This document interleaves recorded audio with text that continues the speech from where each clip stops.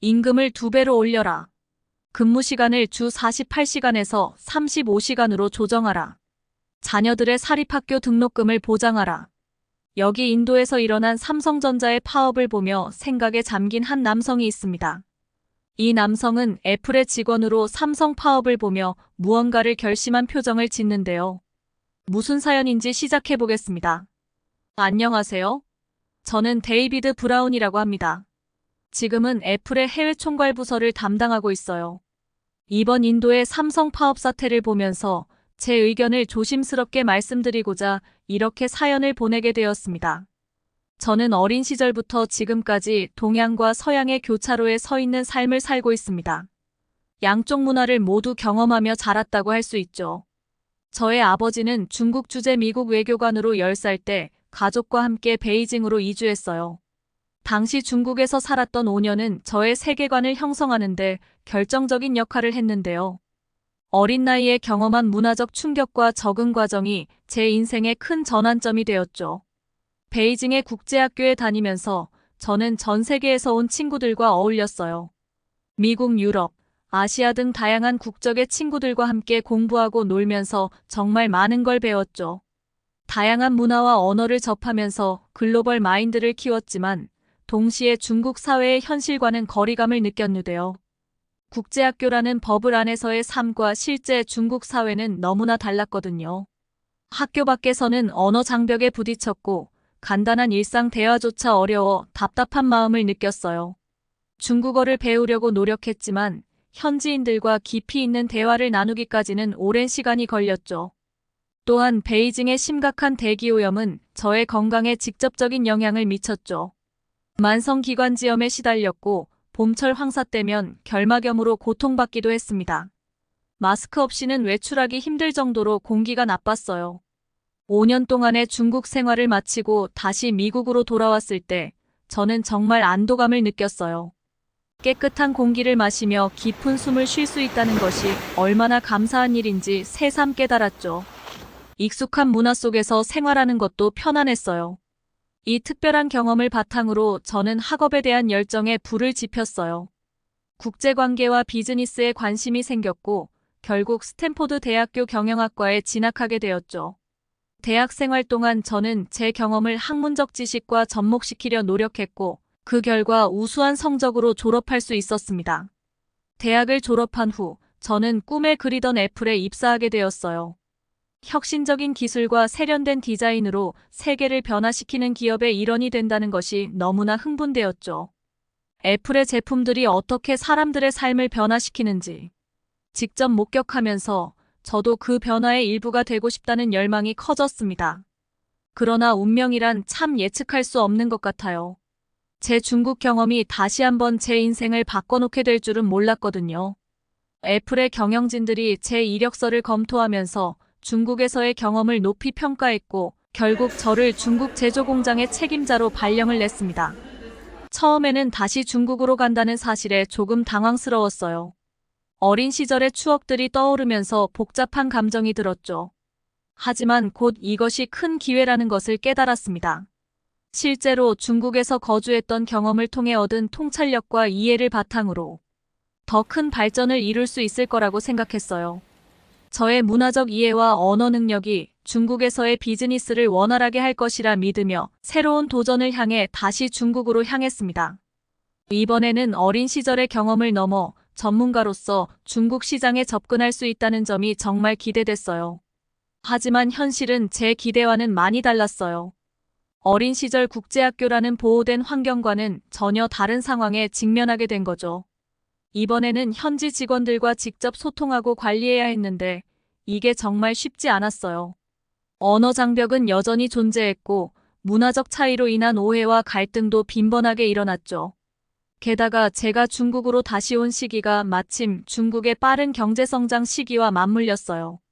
겉으로 보기에는 눈부신 발전이었지만 그 이면에 숨겨진 노동 문제와 환경 문제는 저를 윤리적 딜레마에 빠뜨리곤 했죠. 효율적인 생산을 추구해야 하는 기업의 이익과 노동자들의 권리 사이에서 균형을 찾는 일이 제 가장 큰 과제였어요. 저는 미국과 중국을 수시로 오가면서 양국의 입장을 조율하고 효율성을 높이려 노력했어요. 하지만 이 과정은 결코 쉽지 않았죠. 2022년 폭스콘의 정저우 공장에서 발생한 대규모 시위는 제게 정말 큰 충격이었습니다. 이 공장이 전 세계 아이폰의 70% 이상을 생산하는 핵심 시설이었기에 그 충격은 더욱 컸죠. 시위의 발단은 복합적이었습니다. 중국 정부의 엄격한 코로나19 방역 정책으로 인한 공장 내 격리 조치, 그리고 노동자들의 수당 문제가 주요 원인이었어요. 열악한 생활 조건과 약속된 수당이 제대로 지급되지 않는다는 불만이 쌓이면서 노동자들의 분노는 임계점에 도달했습니다. 결국 수천 명의 노동자들이 거리로 쏟아져 나와 임금 인상을 요구하며 시위를 벌였습니다. 경찰과 노동자들의 충돌은 순식간에 격화되었고 상황은 걷잡을 수 없이 악화되어 갔죠. 이 사태로 인해 생산에 심각한 차질이 빚어졌습니다. 연말 특수를 앞두고 있던 시기라 600만 대의 아이폰 생산량 감소라는 직격탄을 맞았어요. 당시 저는 말 그대로 밤낮 없이 위기 관리에 몰두했습니다. 현지 정부와의 협상, 노동자들과의 대화, 대체 생산 방안 모색 등 모든 가능한 수단을 동원해 사태를 수습하려 노력했죠. 하지만 이미 발생한 피해를 만회하기에는 역부족이었습니다. 이 사건으로 애플 경영진은 정말 큰 충격을 받았습니다. 중국의 정치적, 사회적 상황이 우리 비즈니스에 직접적인 영향을 미칠 수 있다는 사실을 뼈저리게 실감했습니다. 동시에 이 사건은 중국에 대한 과도한 의존도가 얼마나 위험한지를 여실히 보여주었습니다. 글로벌 공급망의 취약성이 적나라하게 드러난 순간이었죠. 한 국가의 생산을 집중시키는 전략이 얼마나 큰 리스크를 안고 있는지, 그리고 그 리스크가 현실화되었을 때 우리 회사가 얼마나 큰 타격을 입을 수 있는지를 직접 경험하게 된 것입니다. 사실 이전부터 애플은 생산기지 다변화 전략을 추진하고 있었어요. 이미 인도와 베트남 등 다른 아시아 국가로의 생산 이전을 조금씩 진행하고 있었죠. 하지만 그때 사건을 계기로 그 속도를 더욱 높여야 한다는 공감대가 형성되었어요. 애플이 다음 주요 시장으로 바로 인도를 주목하고 있었던 것은 당연한 흐름이었죠. 이미 경쟁사인 삼성전자가 공장을 인도로 이전한 선례가 있었고, 인도의 값싼 노동력과 풍부한 젊은 인력이라는 매력적인 조건을 알고 있었거든요. 게다가 인도의 거대한 내수시장 잠재력도 무시할 수 없는 요소였죠. 인도 공장 설립이 본격화되면서 저에게 중국과 함께 인도 공장도 관리하라는 새로운 업무가 주어졌어요. 이는 제 커리어에 있어 또 다른 도전이자 기회였지만 솔직히 말해 당시 제 마음은 무척 복잡했습니다. 그 이유는 대학 시절의 경험 때문이었어요. 저는 스탠포드에서 공부할 때 인도 출신 동료들과 몇 차례 팀 프로젝트를 했는데 그때마다 어려움을 겪었거든요. 그들의 느슨한 시간 개념과 대충대충식의 작업 방식은 저를 정말 좌절시켰어요. 마감 시간을 지키지 않거나 완성도가 떨어지는 결과물을 제출하는 경우가 많았죠. 물론 이게 인도 사람들 전체의 특성이라고 일반화할 수는 없겠지만 이러한 경험들이 제 마음 한구석에 인도에 대한 부정적인 인상을 남겼어요. 이 외에도 또 다른 이유로 큰 걱정이 있었는데요. 자연스럽게 몇 년 전 인도에서 일어났던 심각한 노동 시위를 떠올렸습니다. 우리의 주요 하청업체인 위스트론의 인도 생산 공장에서 발생한 이 사건은 애플에 또 다른 큰 충격을 안겨주었죠. 당시 저는 중국에 있었지만 인도 사태의 심각성을 실시간으로 보고받고 있었습니다. 약 2,000명의 노동자들이 4개월간 급여를 제대로 받지 못해 시위를 벌였고 그들의 분노는 걷잡을 수 없이 커져갔습니다. 결국 이 분노는 폭력적인 형태로 표출되고 말았죠. 노동자들은 공장 내 CCTV와 조명, 유리벽 등을 파괴하고 생산 설비와 차량에 불을 지르는 등 과격한 행동을 이어갔습니다. 현장에서 공개된 영상은 정말 충격적이었어요. 분노한 표정으로 돌을 던지고 몽둥이를 휘두르는 노동자들, 그리고 잔해로 가득 찬 공장 내부의 모습이 생생하게 담겨 있었습니다. 이 사태가 특히 우리를 긴장시킨 이유는 위스트론이 중국 업체 럭스세어에 인수된 직후에 발생했다는 점이었습니다. 소유권 변경 이후 노동 관리가 제대로 이루어지지 않았던 것이 주요 원인이었죠. 이는 우리에게 공급망 관리의 중요성과 복잡성을 다시 한번 일깨워주는 사건이었습니다. 이런 사건들로 인해 인도로의 생산 이전에 대해 걱정이 되는 것은 당연했습니다. 하지만 저는 전문가로서 이러한 선입견을 극복하고 객관적인 시각을 유지하고자 노력했습니다. 인도가 가진 잠재력, 특히 젊은 인구와 빠르게 성장하는 경제력은 무시할 수 없는 매력이었거든요. 특히 주목할 만한 점은 인도의 프리미엄 스마트폰 시장의 급격한 성장이었습니다. $400 이상 스마트폰 시장의 확대는 애플에게 엄청난 기회였죠. 이는 우리가 인도 시장에 주목해야 하는 중요한 이유 중 하나였습니다. 이러한 상황들을 종합적으로 고려하면서 저는 인도 진출에 대한 균형 잡힌 시각을 유지하려 노력했습니다. 리스크는 분명히 존재했지만 그에 못지않은 기회도 있었기 때문입니다. 처음 인도에 갔을 때의 경험이 생각나는데요. 워낙 충격적이라 선명하게 기억이 납니다. 공항에서 인도행 비행기를 타러 가기 위해 게이트에 들어섰을 때부터 경험이 시작됐어요. 아직 비행기까지 몇백 미터나 더 걸어가야 했는데 벌써부터 익숙지 않은 냄새가 진동을 했습니다. 비행기에 탑승했을 때는 정말 숨쉬기가 힘들 정도로 강한 향신료 향이 코를 자극했어요. 나중에 알게 됐지만 이는 인도 사람들이 음식에 향신료를 많이 사용하기 때문이었습니다. 공항에서 환전을 하려고 했을 때도 예상치 못한 상황에 직면했습니다. 표시된 환율과 실제 환전 금액이 달라 문의했더니 직원들끼리 눈빛을 교환하며 비웃음 섞인 표정으로 수수료를 핑계대며 더 이상 할인해 줄 수 없다고 하더군요. 어쩔 수 없이 최소 금액만 환전했어요. 공항 밖으로 나갔을 때 무더운 열기와 높은 습도, 그리고 인도 특유의 공기 냄새가 저를 맞이했어요. 예상대로 택시기사들의 끈질긴 호객 행위도 시작됐습니다. 다행히 유튜브를 통해 미리 사기 수법을 알아두었기에 대처할 수 있었지만 이 모든 경험이 인도에서의 사업 전개가 쉽지 않을 것임을 암시하는 것 같았습니다. 인도 진출 초기 모든 것이 예상보다 순조롭게 진행되었습니다. 생산시설 구축이 빠르게 이루어졌고 초기에 가졌던 우려들이 기우였다고 생각하기 시작했죠. 이러한 순조로운 출발은 우리에게 큰 자신감을 불어넣었습니다. 우리는 인도를 중국 공장을 대체할 핵심 생산기지로 점찍고 생산량 확대에 전력을 다했습니다. 이는 단순한 생산기지 이전이 아닌 애플의 탈중국화 전략의 핵심이었죠. 우리의 목표는 야심찼습니다. 향후 5년 이내에 인도에서의 아이폰 생산량을 5배 이상 늘리는 것이었습니다. 초기에는 인도에서 주로 구형 모델을 생산했지만 탈중국 전략이 본격화되면서 아이폰 14, 15와 같은 최신 모델까지 인도에서 생산하기 시작했습니다. 이는 인도 생산 기지의 중요성이 얼마나 커졌는지를 잘 보여주는 변화였죠. 우리의 인도 전략은 단순히 생산에만 국한되지 않았습니다. 인도를 주요 소비 시장으로도 주목했죠. 이러한 전략의 일환으로 지난 4월 뭄바이에 첫 애플 오프라인 매장을 열었고 팀 쿡 CEO가 직접 참석할 정도로 중요성을 부여했습니다.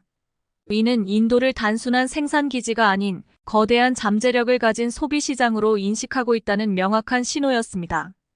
인도 시장의 특성도 우리의 전략을 뒷받침했습니다. 14억이 넘는 인구, 빠르게 성장하는 경제, 그리고 특히 프리미엄 스마트폰 시장의 급격한 확대는 우리에게 큰 기회였습니다.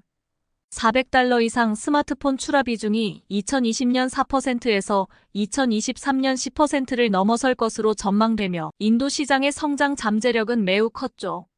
이처럼 인도는 우리의 생산 확대 전략과 탈중국화 전략의 핵심 축으로 자리 잡았습니다.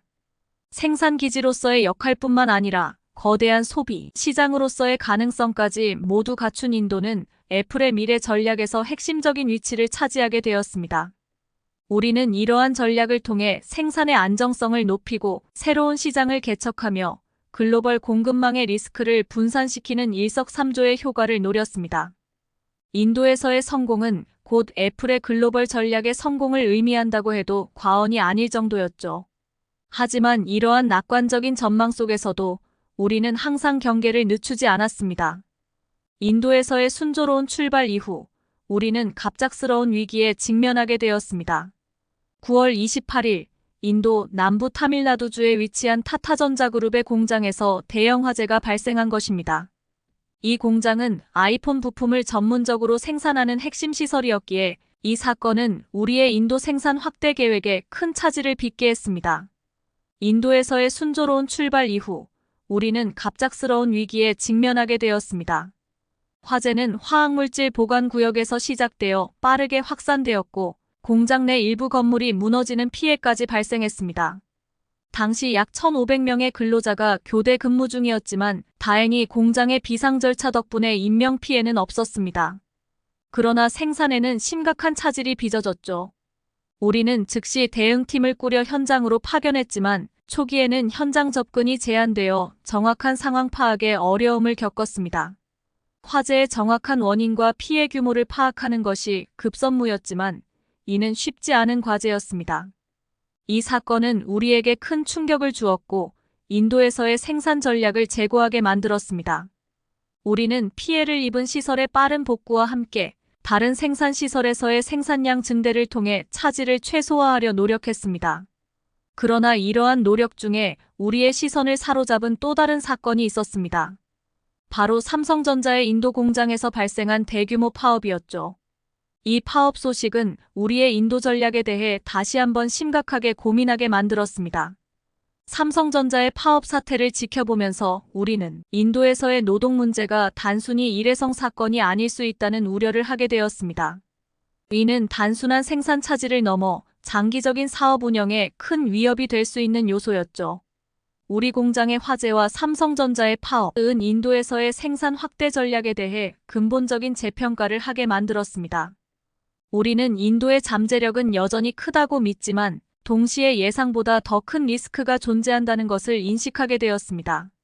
인도는 14억이 넘는 거대한 내수 시장, 상대적으로 저렴한 임금, 그리고 평균 연령 28세의 젊고 풍부한 노동력을 갖춘 매력적인 대안으로 보였죠. 하지만 우리의 기대와 현실 사이의 간극을 보여주고 있습니다. 우리의 경쟁사인 삼성전자의 사례는 이러한 상황을 잘 보여줍니다. 요구 조건마저 당황스럽게 만들고 있습니다. 3년 내 100% 이상의 임금 인상과 함께 근무 시간 단축과 고용 세습까지 요구하고 있습니다. 이는 삼성이 이미 현지 평균 임금의 2배를 지급하고 있음에도 불구하고 발생한 일이죠. 이러한 파업의 배후에는 인도 공산당의 지원을 받는 현지 강성 노동단체 인도 노동조합센터인 CITU가 있습니다. 이들은 기업의 무리한 요구를 앞세워 노동자를 결집시키고 파업을 주도하는 것으로 알려져 있습니다. 이는 단순히 삼성만의 문제가 아닙니다. 현대차, 롯데 등 다른 글로벌 기업들도 이미 이러한 노조 문제에 직면해 있죠. 우리 애플도 이런 문제에서 자유롭지 않습니다. 우리의 협력업체인 충전기를 제조하는 플렉스는 올해 2월 임금 인상과 노조 인정을 요구하는 파업을 경험했습니다. 이는 우리의 공급망 전체가 이러한 리스크에 노출되어 있음을 보여주는 사례입니다. 이러한 상황들을 종합적으로 고려해 볼 때 우리는 인도가 중국을 완전히 대체할 수 있는 장기적인 해결책이 아닐 수도 있다는 점을 인식하게 되었습니다. 지속되는 노동 문제와 생산 차질로 인해 우리는 인도에서의 생산 전략을 근본적으로 재검토하게 되었습니다. 이는 단순히 인도에 국한된 문제가 아니라 중국에서의 경험과 함께 우리의 글로벌 생산 전략 전반에 대한 재고로 이어졌습니다. 이럴 때마다 기업이 마주하게 되는 문제는 복합적입니다. 노사관계 관리, 현지 정부와의 협력 강화, 생산 시스템 구축까지 모두 개선을 해야 하죠. 이러한 문제들을 해결하기 위해 우리는 다각도의 접근 방식을 채택하고 있습니다. 중국과 인도에서 겪은 어려움은 우리에게 중요한 교훈을 주었습니다. 특정 국가에 과도하게 의존하는 생산 방식이 더 이상 지속 가능하지 않다는 것을 깨달았죠. 이에 따라 우리는 생산 기지의 다변화와 함께 생산 방식 자체의 혁신을 추진하고 있습니다. 이러한 변화의 핵심에는 자동화가 있습니다. 사실 이 움직임은 중국에서의 대규모 시위와 생산 차질을 겪으면서부터 시작되었습니다. 향후 몇 년간 아이폰 최종 조립 공정의 노동자 수를 50%까지 줄이는 것을 목표로 하고 있죠. 이를 위해 우리는 협력업체들에게도 자동화를 위한 선행 투자를 강력히 권고하고 있습니다. 물론 이러한 전환에는 매년 수억 달러의 비용이 소요될 것입니다. 하지만 이는 장기적으로 볼 때 더 안정적이고 효율적인 생산 시스템을 구축하기 위한 필수적인 투자라고 믿습니다. 하지만 우리의 자동화 전략은 단순히 비용 절감이나 인력 감축을 위한 것이 아닙니다. 이는 더 큰 목표를 향한 움직임입니다. 우리는 이를 통해 생산의 안정성을 높이고 지정학적 리스크를 줄이며 궁극적으로는 제품의 품질을 향상시키는 것을 목표로 하고 있습니다. 우리의 생산 전략이 자동화로 전환됨에 따라 인도와 중국에서 점진적으로 철수하는 동시에 새로운 생산 기지를 모색하고 있습니다. 그중 하나가 바로 브라질입니다. 우리의 아이폰 16 시리즈가 중국과 인도뿐만 아니라 브라질에서도 조립되고 있습니다. 이는 우리의 생산 다변화 전략의 일환으로 매우 중요한 진전이라고 할 수 있죠. 브라질 규제 서류에 따르면 아이폰 16은 현재 브라질의 상파울루 주 DI에 있는 폭스콘 시설에서 조립되고 있습니다. 물론 우리가 이전에도 이 공장에서 아이폰을 조립한 적은 있지만 새로운 아이폰 모델을 출시 초기부터 브라질에서 조립하는 것은 이번이 처음이에요. 이러한 전략은 여러 가지 이점을 가져다 줍니다. 먼저 현지에서 아이폰을 조립함으로써 세금 감면 혜택을 받을 수 있고, 더 중요한 것은 이를 통해 우리가 제품 생산 및 유통에 대한 중국 의존도를 낮출 수 있다는 점이죠. 또한 현지 생산은 해당 국가에서 새 아이폰을 더 빨리 출시하는 데 도움이 되기도 해요. 과거에는 브라질에서 새 아이폰을 출시하는 데 한 달 정도 걸렸지만 이번에는 아이폰 16 모델이 미국 출시 일주일 후에 브라질에 도착할 예정입니다. 이러한 변화는 우리의 글로벌 생산 네트워크를 더욱 유연하고 효율적으로 만들어주겠죠. 브라질을 새로운 생산 기지로 추가함으로써 우리는 지정학적 리스크를 분산시키고 다양한 시장에 더 빠르게 대응할 수 있게 될 것입니다. 공통적으로 직면하고 있는 도전 과제를 여실히 보여주는 사례라고 할 수 있겠죠. 제가 인도와 중국에서 직접 경험한 바로는 이 두 국가가 제공하는 값싼 노동력이라는 이점은 분명 존재해요. 하지만 이러한 표면적인 이점 이면에는 예상외로 많은 어려움이 도사리고 있습니다. 복잡한 노사관계, 불안정한 정치 상황, 그리고 깊은 문화적 차이 등 다양한 요인들이 기업 운영을 예상외로 어렵게 만들고 있는 것이 현실입니다. 이러한 상황을 종합적으로 고려해 볼 때 삼성 역시 인도에서 신속하게 철수하는 것이 장기적으로 더 나은 선택일 수 있다고 생각해요. 물론 이는 결코 쉽지 않은 결정이 될 것입니다. 대규모 투자와 오랜 기간 구축해온 생산 기반을 포기하는 것은 큰 손실을 동반할 수밖에 없기 때문입니다. 그러나 장기적인 관점에서 볼 때 더 안정적이고 예측 가능한 환경에서 사업을 운영하는 것이 기업의 지속 가능한 성장과 발전을 위해 필수적이죠. 노사 갈등, 정치적 불안정성, 예기치 못한 정책 변화 등으로 인한 리스크를 줄이고 보다 효율적이고 안정적인 생산 체계를 구축하는 것이 글로벌 기업의 경쟁력 유지를 위해 중요한 과제가 되고 있습니다. 이러한 변화의 흐름은 단순히 애플과 삼성만의 문제가 아닙니다. 이는 글로벌 생산 패러다임의 큰 전환을 의미하며 앞으로 다른 기업들도 비슷한 결정을 내리게 될 가능성이 높아요. 우리는 이러한 변화의 흐름을 주시하면서 우리의 전략을 지속적으로 조정하고 최적화해 나가야 할 것입니다. 오늘 사연은 여기까지입니다. 애플도 이렇게 철수와 자동화 시스템을 고려하고 있다는군요. 인도와 중국은 상대적으로 저렴한 임금으로 각광받았지만 사회적인 정치적인 문제들로 더 큰 리스크가 발생되는 것 같은 생각이 듭니다. 오늘 사연이 마음에 드셨다면 좋아요와 구독 부탁드립니다. 댓글은 큰 힘이 됩니다. 감동포착 시청해주셔서 진심으로 감사드립니다.